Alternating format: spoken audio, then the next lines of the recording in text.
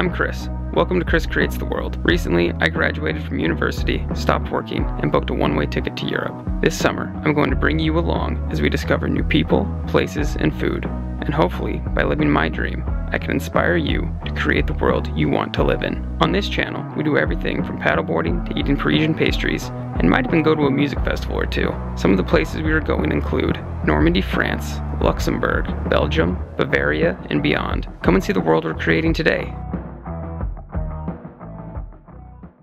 What's going on, YouTube? Alright, this week we are back at it. We're out here near Mont St. Michel in Bretagne, France, just on the cusp of Brittany and Normandy. But we stopped off in the little town of Pontorson, and every Wednesday there is a street market there. So we went through and saw all kinds of stuff. They have different clothes, they have all kinds of cheeses. There's several different cheese stands with different sorts of brie and all the French cheeses. There's bread, there's bakeries, there's a bunch of fresh fruit stands. I saw some of the most fresh strawberries I've ever seen. These old towns, they all have these little old churches. That was really cool to see. Some of the stained glass windows. But yeah, this countryside is beautiful. Anyways, Mont St. Michel, it's an old abbey and little town that is off the coast, barely out in the sea, built on this little island out here, right? And the sea comes in and surrounds it and closes it off, and then the sea retreats and it's out in the moors. You've probably heard about it, seen about it. It's the second most visited site in France after the Eiffel Tower. So now we've been to the two most visited locations. Got to do some of the tourist stuff while you're here, right? But don't worry, we got more stuff in the works for you. More of the French countryside, understanding the French lifestyle. We got Normandy coming up. We're doing all that stuff. Should be good. Anyways, we're gonna get to it and see how it goes. All right, here at the Pontorson train station. This is where the bus picks you up to go to Mont St. Michel. Got here, it's a little early still. Got some pastries. My favorite part about France is the little bakeries. A little piece of chocolate cake. I don't know what this is, dude. I'm gonna get so fat here, but so sweet, dude. Everything's always so good. I did also get some bread to snack on later. That's for when I need it. I already had breakfast this morning, so I got just a couple little treats for fun, because, you know, we're at the bakery and we're waiting for the bus, so. But I will get you a little closer to Mont St. Michel.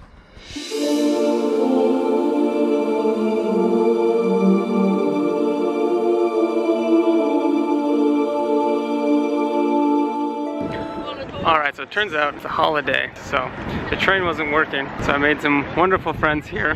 Made some friends from Argentina, Vivian and Suzanne. There's a video, it's recorded.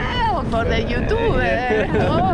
Came to the train station, also hoping to get on the bus, and then offered me a ride. Super nice, very kind. So they drove to Mont St. Michel. You can park there. I think it's like $10 for 24 hours or something. There's a queue, and you can either walk, and it's 2.9 kilometers. It takes about 35 minutes, they say, or there's a bus that can take you. So we got on the bus, and it's free.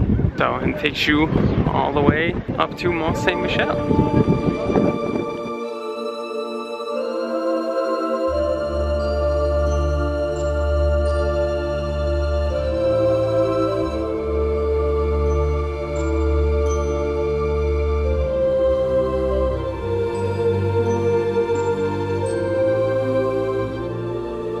The city is free to get into, but then you have to pay to get into the abbey. It's 11 euros, I believe. Yeah, it's a super medieval town. All these thin streets, thin stairways going up. It's really kind of cool. It's kind of a unique spot. Gonna keep wandering around. Eventually get up to the abbey. You can hear the bell ringing.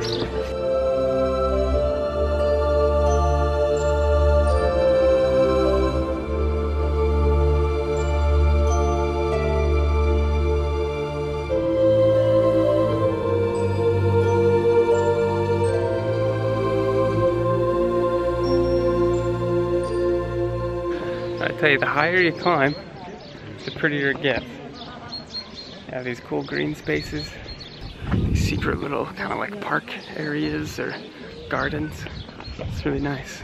I can't imagine what it was like to be here. Like, it's impressive now, but to imagine what it seemed like back in the day would have been amazing.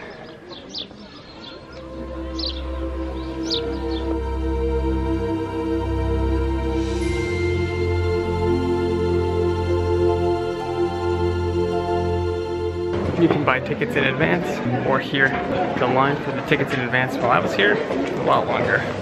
You gotta go up the stairs. parking gate gets there. So apparently, in like 708 or so, people started living on this rock and just making a little community here. And then like 800, they made it into a little kind of sanctuary monument to St. Michael. It started attracting followers, and they built a little township here. A little village started to form. It became a pilgrimage destination where all kinds of people started to come. So they built it up. It became an abbey, big cathedral, and there was monks here for like 800 years that just worked at building it up and growing it. It was a fortress that held up through the 100 Years' War and repelled people, so it was a military spot as well. In the 1860s-ish, it actually turned into a prison, so kind of fascinating there. And then in 1970s, like 1978 I think, it became a UNESCO World Heritage Site. Pretty fascinating. There's a couple of big school groups here. Got to avoid getting around those. I think that's part of why the lines are so long for the prepaid.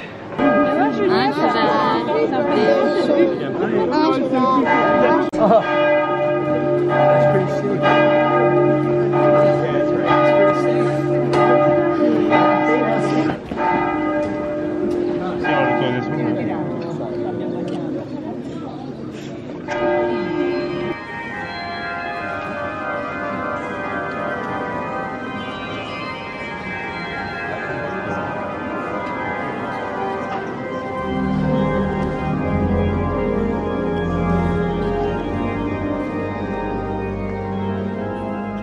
Alright, and you can get inside the Abbey, and there's an organ that's playing. I don't know if it's every day, but someone's playing the organ. It looks like they're having a little kind of service there. Pretty interesting, it's cool.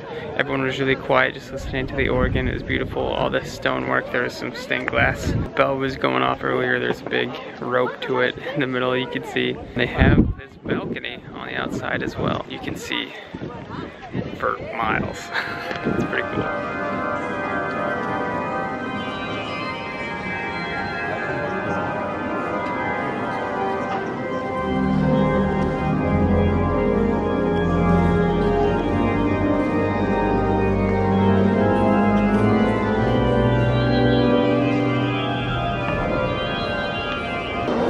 In case you're wondering what a 12th century eatery looks like, this is it.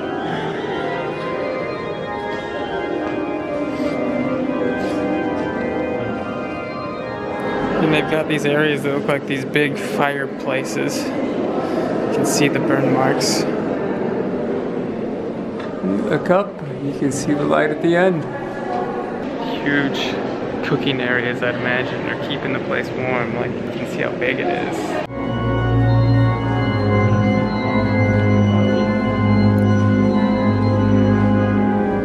So that part where it's a prison, they would put people in this big, the grand wheel they call it. The prisoners would walk in there and turn the lever, pull up all these materials up this super steep incline, bring supplies up into the Abbey. Fascinating. It's a giant human hamster wheel.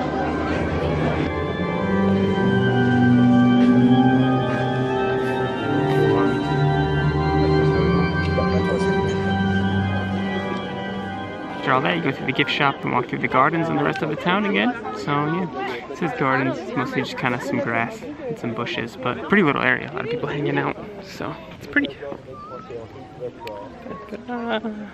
And, you know, views of the marshes. That's what I'm calling them. Also, there's this French kid that came up to me and he's like, "Oh, you YouTube?" I was like, "Yeah." He has to follow me, so if you're watching this and you understand English, thank you. Appreciate that. You're awesome. Enjoy the video.